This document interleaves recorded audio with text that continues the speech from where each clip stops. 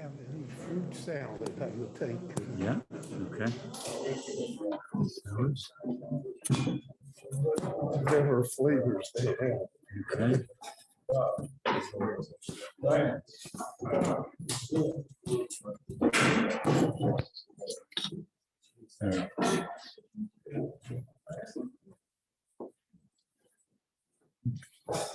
Erev Tov, Chodesh Tov.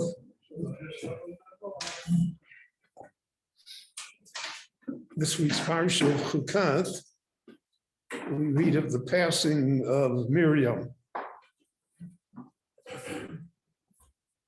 And associated with that is the fact that the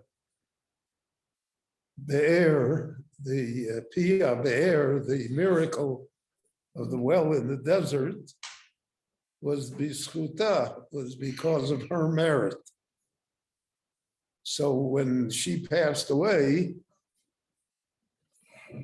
so the Medrash says that the Be'er would continue b'schut Aaron and Moshe, who still existed. And when Aaron passed away, so then the question was the Anone Yaakov, the pillar of fire and the pillar of smoke that led the Jewish people through the desert, that cleansed their clothing, that leveled the surface of the earth for them to walk upon. So when Aaron passed away, that disappeared. But then again, it was restored b'schuso shel Moshe. It was only at the end of the 40 years when Moshe Rabbeinu passed away. So then all of these miracles of the desert, the Mon was b'schus Moshe. So all of that stopped. There was no more Mon, there were no more Anone Kovod, there was no more miraculous well. Miriam is known with another name, Ephrat. And the Forshim explain that because of the fact she was married to Kalev, and Kalev was the Nasi of Shevet Yehuda, and therefore near Beit Lechem, there was a settlement called Ephrat. Today it's a big settlement. It's a city. And the word Ephrat came to be the meaning of a nobleman, an aristocrat. We see that in the Megillah of Ruth that we just read on Shavuot. Ephratim mi Beit Lechem Yehuda, that the family of Elimelech, Machlon and Chilion, were known as Ephratim, not because they came necessarily from the village of Ephrat, but that was a name for people of dignity, people of leadership, people of the aristocracy. So Miriam is known for the fact that because of her, we had a well of water. But Chazal gave us deeper reasons, perhaps, for the regard for Miriam. Miriam is the reason that Moshe Rabbeinu is alive. She saved him from the Nile River.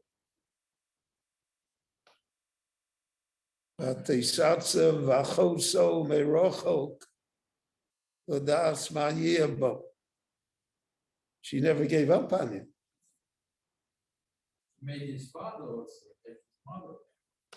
And the Medrash Azuri points out, says that her parents wanted to divorce and she wouldn't allow it. So we see Miriam as a symbol of life, as a person of great intensity and determined to see to it that the Jewish people would prosper and survive. Chazal also say that the Mialdos, the Jewish midwives who defied Paro, Paro said that they should kill all of the, Paro was the first abortionist. Yeah, the first clinic.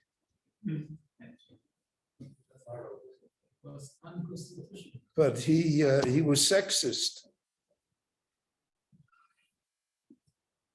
He only wanted to kill the males.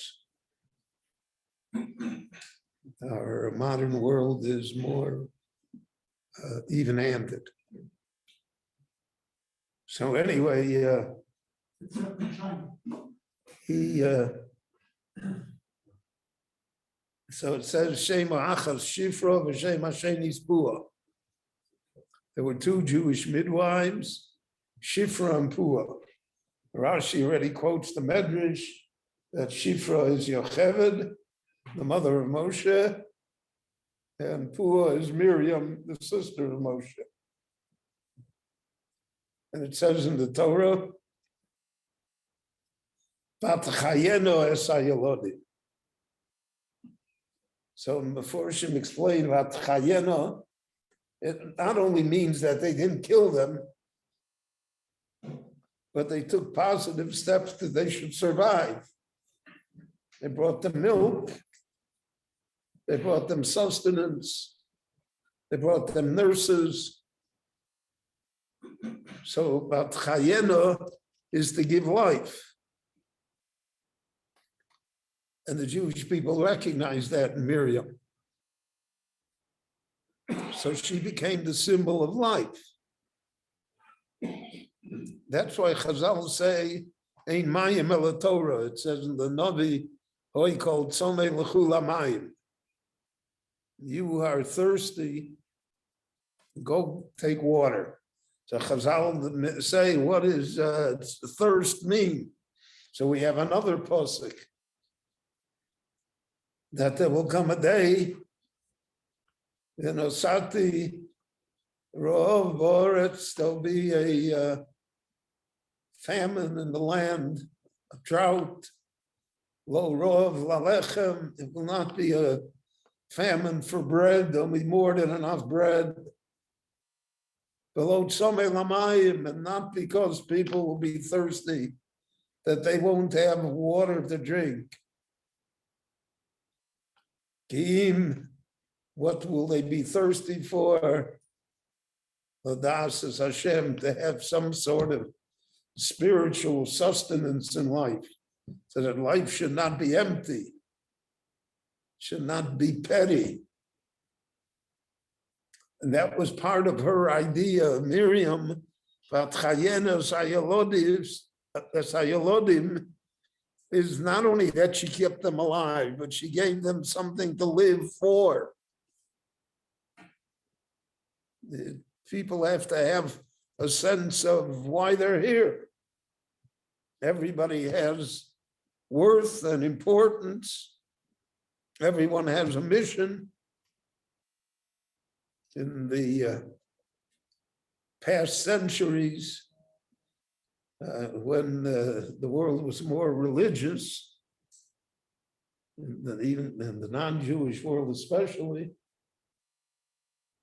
so there was something called a calling.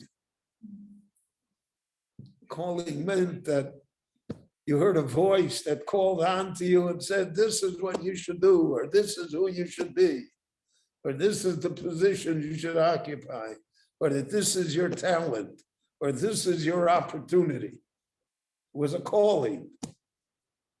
So the idea of Atchayena Sayalodim is that the child should have a calling, the child should have a mission.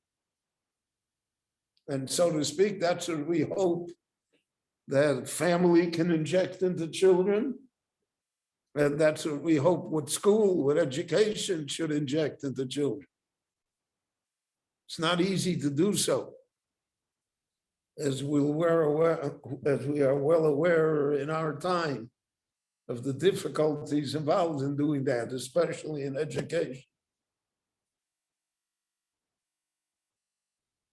So we measure education by Bagriot, and we measure it by scores and by degrees, and I'm not demeaning any of that. But that's, again, those are only tools. They're not the mission. That's not what lies behind us. And that's what Miriam provided. She provided a sense of mission. And that's why by Yam Suf says, Vatan lahem Miriam. Miriam said to the women, because basically it's our mothers that inject us with a sense of mission, not the fathers. The fathers usually are useful idiots. It's the mother that does it. That's why it says in the Torah, by Chava, he hoysa ein kol choy. She's the mother of life. So Miriam, Vatan lohem Miriam, Ashur ala Hashem ki go go. That's our mission, she said. And from that, therefore, came and the whole idea of family and of continuity and of having, again, this divine calling,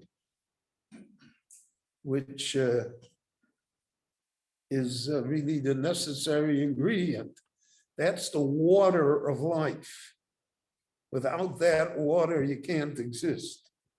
Without that water, so life is a parched desert. Doesn't really give us anything. And this sense of mission is what she injected into the Jewish people. And the Jewish people realized that, and therefore, when she was punished because she said Lashon Hara against Moshe, so the Jewish people waited for her. Millions of people waited till she was out of bidud. First bidud, not from Corona. So till then, only when she was, because they could not imagine proceeding without her. They could not imagine that they would leave Miriam behind. So symbolically, that remained the same throughout all of Jewish life, all of the Jewish world. When Sarah Schneerer made the Beis Yaakov, so she had great opposition. She had opposition from the secular, who said, you're going to make cripples out of these girls. But they don't know, teach them. And she had great opposition in the religious circles because women should study Torah. How could we square that with our ancestors? But she had two great supporters that enabled the movement to be the success that it was and is. The Chafetz Chaim for the Litvische, and the Ger Rebbe for the Chassidim. And when the other Rebbes criticized the Ger Rebbe, so he answered them because he was a very practical man. And he said, Friday night, the father and the son come to me for the tish, and the daughter goes to the theater. He says, what will be of the Jewish people? So if you can get the daughter, then you got it all. Because the father and the son at the tish will not save it without having the daughter as well. And that's the lesson we learned from Miriam Anavia, and why the Torah devotes so much space and energy to describe her to us and to show her effect upon Klal Yisrael. Chananya ben Akash Omer Ratz HaKadosh Baruch Hu L'Zakos Es Yisrael L'Fi Chachivu Lahem Torah and mitzvot shenemar Adonai chafetz b'man tzidko yagdilu Torah v'yagdilu.